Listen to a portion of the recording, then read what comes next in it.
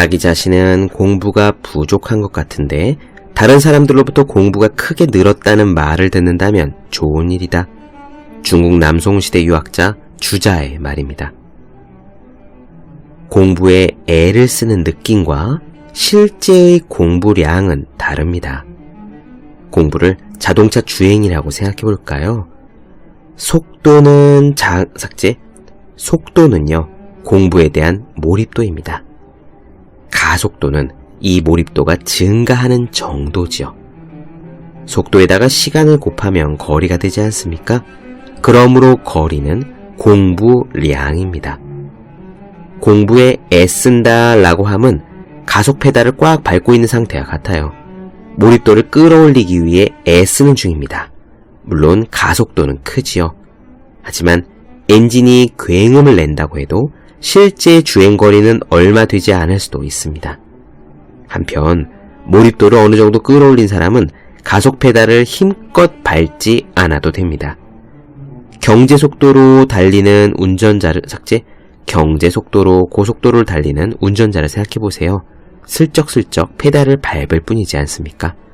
가속도는 작지만 실제로 달린 거리는 상당합니다. 급정거와 급가속을 반복하는 것은 운전을 못하는 사람들의 특징이죠. 공부도 꼭 그와 같습니다. 책상에 놓기만 해도 공부하고 싶어지는 365 혼공 캘린더, 공부하는 느낌과 공부량의 한 대목으로 시작합니다.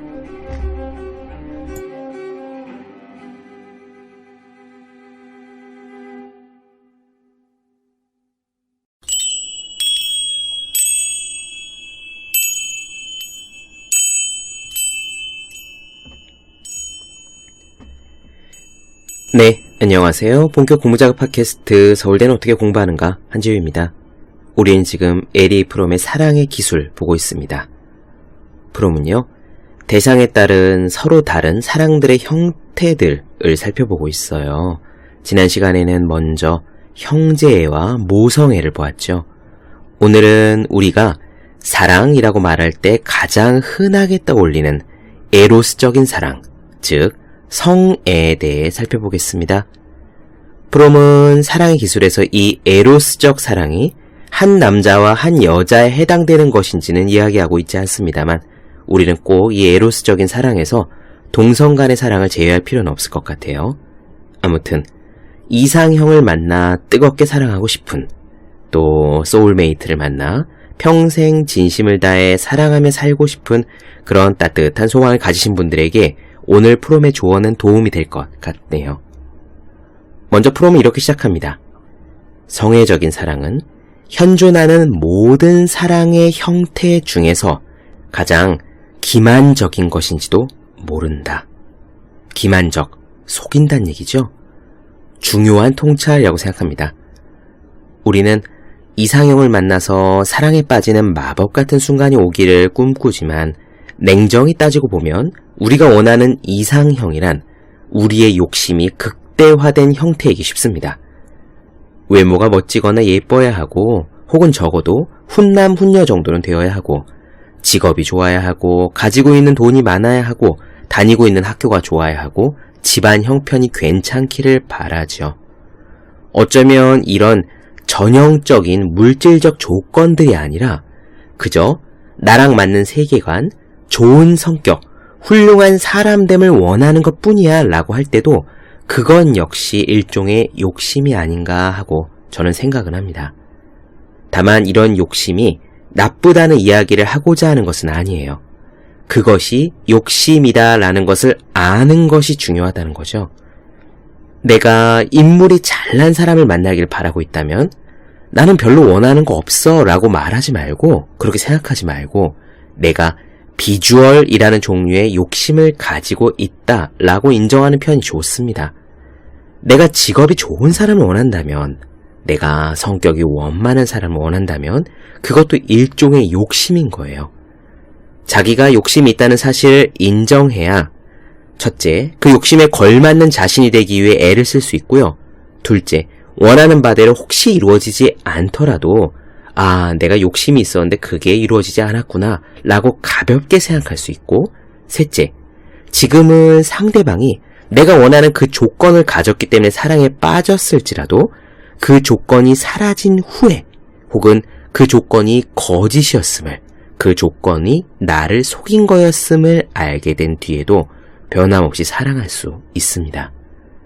이렇게 우리는 누구나 욕심을 가지고 있지만 그것을 인정하지 않는 상태가 바로 프롬이 경고한 기만적인 것이 아닐까 해요. 프롬의 이야기 계속 들어보겠습니다. 사랑은 이렇게 기만적인 것이 될 위험이 있기 때문에 순식간에 사랑에 빠지는 경우 우리는 급속도로 친밀해지지만 그 사랑이 오래가지 못할 수도 있습니다. 프롬은 여기서 친밀함이란 말을 여러 가지 의미로 쓰는데요. 문자 그대로의 친밀함으로 받아들이셔도 되고 애정이라고 이해하셔도 되고 혹은 자신이 가진 밑바닥을 드러나 보임으로써 친밀함을 느끼는 것이다 라고 이해하셔도 좋습니다. 우리가 누군가를 사랑할 때 친밀함을 느끼게 되는 경우는 크게 두 가지가 있다고 프롬은 말해요. 하나는 성관계를 갖는 것이고 다른 하나는 분노든 찌질함이든 약점이든 간에 내가 가진 밑바닥을 드러내 보이는 거죠. 이럴 때 우리는 상대방과 친밀함을 느낍니다. 자신의 가면을 다 벗어버린 듯 느끼는 거예요. 하지만 진정한 사랑이 뒷받침되지 않은 채로 대면하게 된 친밀함은 그 친밀함 뒤에 공허함을 남기기 때문에 우리는 누군가를 만나면서도 마음속으로는 또 다른 새로운 사람을 만나고 싶다라고 생각하기 쉽습니다. 다른 새로운 사랑을 만나면 달라질 거야 라고 생각하면서요. 하지만 그곳에 가더라도 상황은 반복될 겁니다. 왜냐? 진정한 사랑, 즉 세상을 대하는 나 자신의 태도가 바뀌지 않았기 때문에 말이죠. 그러면 어떻게 해야 할까요? 에리 프롬의 조언은 약간 그 표현이 애매하긴 합니다. 이런 이야기예요. 사랑을 누군가에게 빠지는 것이다.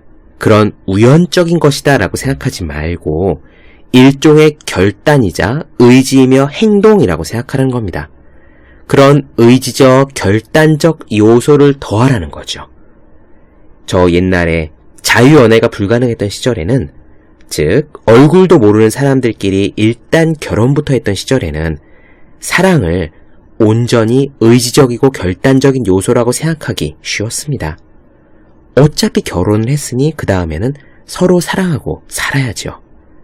하지만 에리 프롬이 이 글을 썼던 시대에도 그렇고 요즘도 마찬가지고 사람들은 정반대로 사랑에서 우리의 결단과 의지, 노력의 요소를 경시하기 쉽습니다. 그래서 프롬이 생각하는 최선의 답은 애매하긴 하지만 그 둘의 가운데쯤에 있는 것 같아요. 즉 진정한 사랑이란 저절로 마음이 가는, 우리가 사랑하고 싶은 그런 상대를 만나면서도 그 사랑을 키워나가기 위해 최선을 다하겠다는 결심, 의지, 노력이 함께하는 겁니다. 길게 말씀드린 내용을 요약하자면 이래요. 우리는 누구나 사랑을 꿈꿉니다. 하지만 그 꿈은 자신의 욕심이 만들어낸 것임은 적어도 스스로는 알고 있어야 합니다. 그런 다음에 운이 좋으면 꿈과 같은 사람을 만날 수도 있겠죠. 만약 그런 멋진 인연에 닿게 된다면 저절로 평생 마음에 쏙 들 것이라는 생각 따위는 버리고요. 그 소중한 사랑을 지키고 키워가고 맞추고 이해하겠다는 결심을 하고 노력을 해야 할 것입니다. 말씀이 너무 길어졌네요. 그럼 오늘 이야기 이제 시작하겠습니다.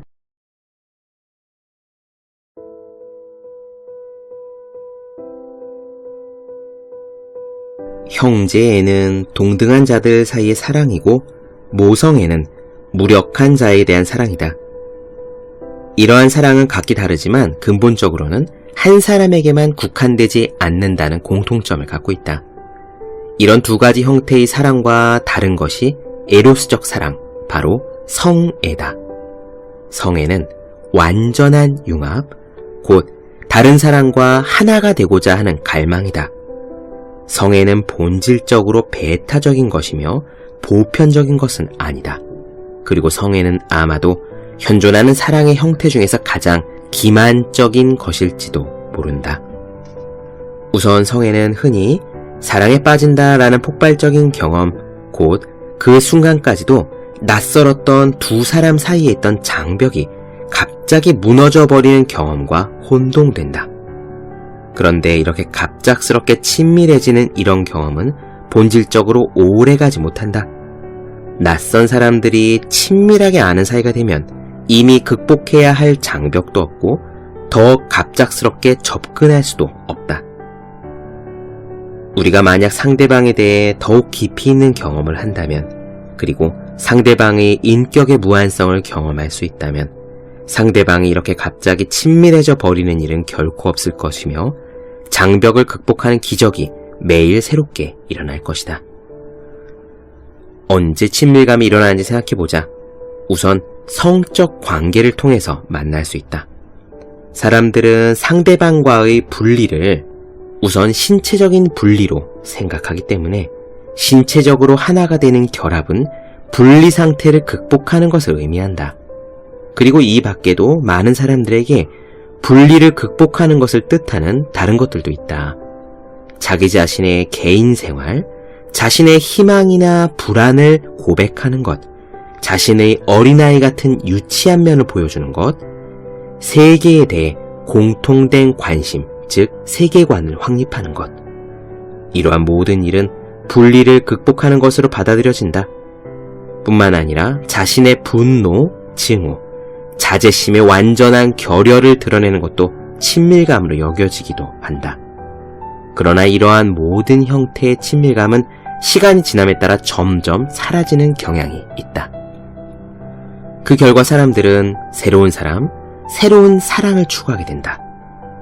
이렇게 만난 새로운 사람은 다시금 친밀한 사람으로 변하고, 사랑에 빠지는 경험은 다시금 유쾌하고 짜릿하지만 이 경험 역시 점차 덜 강렬한 것이 되면서 마침내 또다시 새로운 사랑을 바라게 되는 것이다.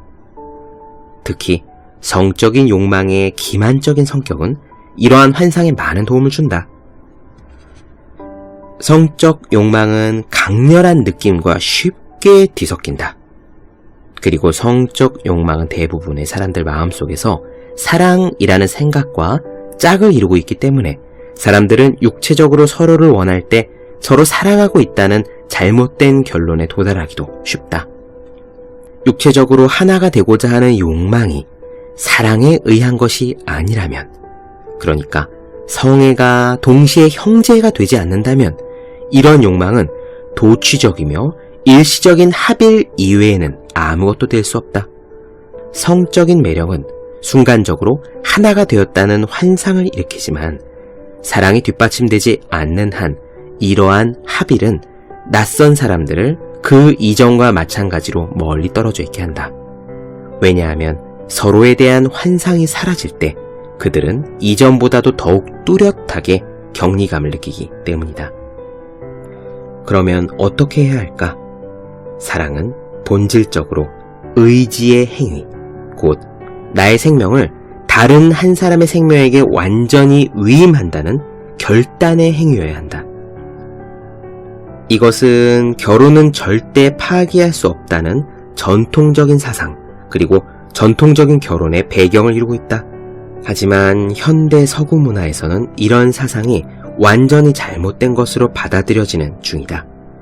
사랑은 자발적이고 감정적인 반응의 결과이며 거역할 수 없는 뜨거운 감정에 갑자기 사로잡힌 결과라고 생각되는 중이다. 즉, 요즘 우리는 성애의 중요한 요인, 다시 말해 의지라는 요인을 무시하고 있다는 이야기다. 어떤 사람을 우리가 사랑한다는 것은 결코 강렬한 감정만은 아니어야 한다. 사랑은 결단이고 판단이고 약속이다. 만일 사랑이 감정일 뿐이라면 영원히 서로 사랑할 것을 약속할 근거는 없을 것이다. 감정이나 느낌은 생겼다가 사라져버릴 수 있기 때문이다. 내 행동 속에 판단과 결단이 포함되어 있지 않다면 어떻게 내가 이 사랑이 영원하리라고 판단할 수 있을 것인가?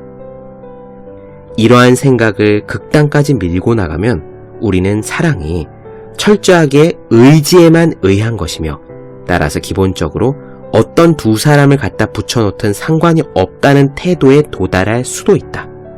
그러나 이 견해는 인간성과 성애의 특징을 무시하고 있는 듯하다. 형제애에서 이야기했듯 우리는 모두 하나지만 또한 우리는 각자가 독특하고 유니크한 실제이다. 우리가 모두 하나인 한, 우리는 형제애라는 의미에서 모든 사람을 같은 방식으로 사랑할 수 있다. 그러나 또한 우리가 서로 다른 한, 우리가 각자 독특한 존재인 한, 성애는 어떤 사람들 사이에는 있지만 모든 사람들 사이에 있는 것은 아닌 특수하고 매우 개별적인 요소를 요구한다. 따라서 이 두 가지 생각, 성애란 특수한 두 사람 사이의 독특하고 완전히 개인적인 매력이다 라는 생각과, 다른 한편으로 성애는 의지와 결단과 노력의 행동에 지나지 않는다 라는 생각, 이 두 가지 생각은 모두 옳다고 볼 수 있겠다.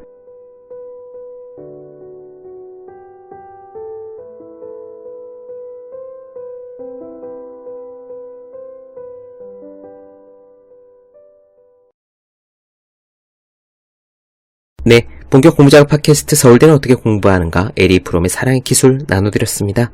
더 많은 이야기가 궁금하신 분들, 질문사항 있으신 분들은 제 네이버 블로그 생의 즐거운 편지, 다음 카카오 브런치 한지의 브런치, 인스타그램에서 해시태그 서울대는 어떻게 공부하는가, 유튜브에 서울대는 어떻게 공부하는가 검색해주시면 좋겠습니다.